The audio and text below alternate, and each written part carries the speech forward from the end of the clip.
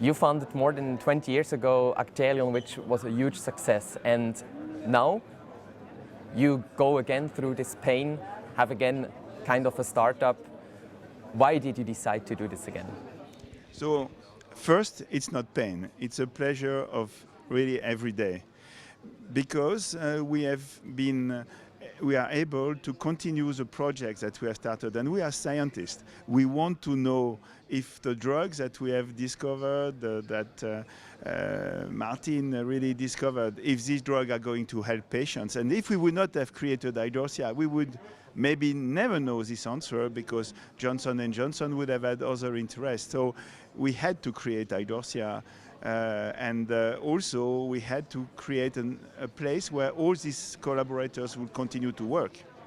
And what are the biggest differences between founding Actelion and now Idorsia? The culture is the same. It is to discover new drugs, innovative drugs, and to try to fulfill medical needs in diseases where there are still medical needs.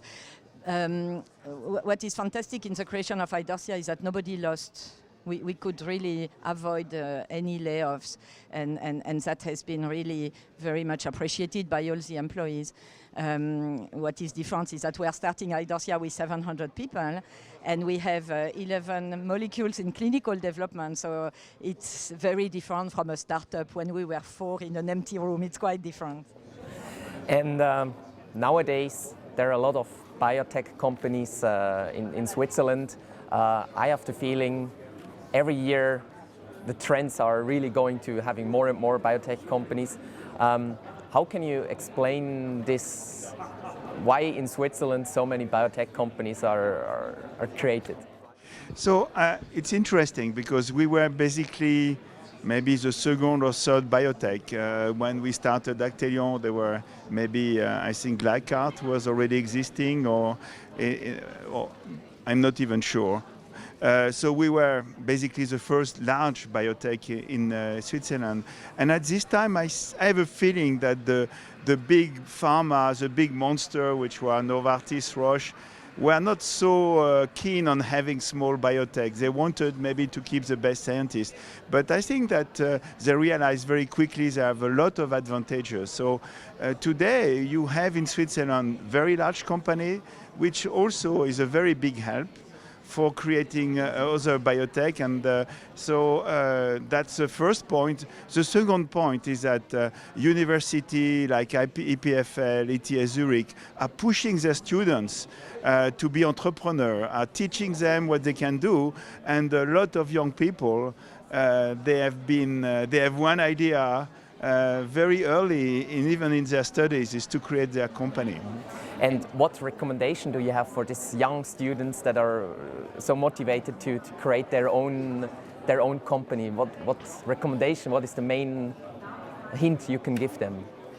To do it with optimism and to try to do it for the long term. I think in that aspect we can perhaps serve as an example. Actelion has been really created to grow the company and to try really to achieve results, to bring new drugs on the market and to develop our own marketing, which would then allow us to continue and grow research.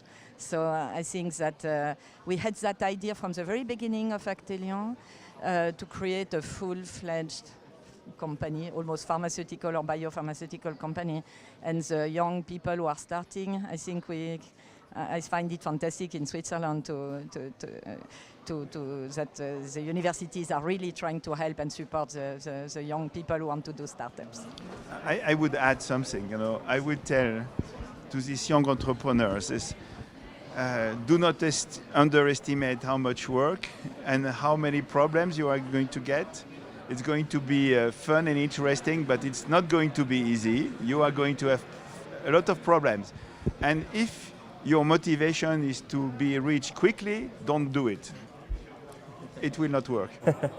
All right. And you mentioned a very interesting fact that universities in Switzerland are pushing young students to really being entrepreneurs themselves. What about you? You never decide, or you never had the idea to leave Switzerland behind, to go to another country to set up Idorsia, for example? Never. Absolutely never we had this idea. I think Switzerland is maybe the ideal place.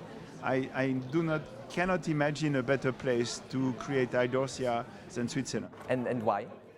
Because you have the environment is perfect, because you have people who love work, who love precision, and who also, very different from United States, really are ready to work a long time within the same company, to be loyal to the company in order to achieve something. And in United States, because you do not have the free or education, good medical health, people always have to make money. So very often they change from one place to the other in order to optimize the financial return.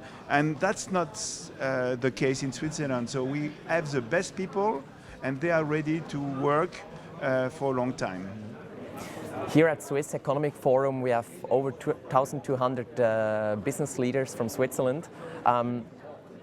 What can you tell them? What is the key message that you wanted to bring to them today? I think that maybe, I don't know if I can give a message, because frankly, there are fantastic entrepreneurs everywhere. You know, it's very impressive to see these people. They have fantastic company. They are doing the best equipment. They are making the best products. I just maybe the only thing that we would like to illustrate it, you can produce or you can create a very big company, very large, because Actelion was basically the largest new company in Europe, which has been bought in a way. You can do that in Switzerland. It's physically possible, and they should be ambitious and not be afraid to become much larger than what they are. I think Switzerland can be proud of their entrepreneurial network. It's very impressive to see here all of these companies and interactions between them.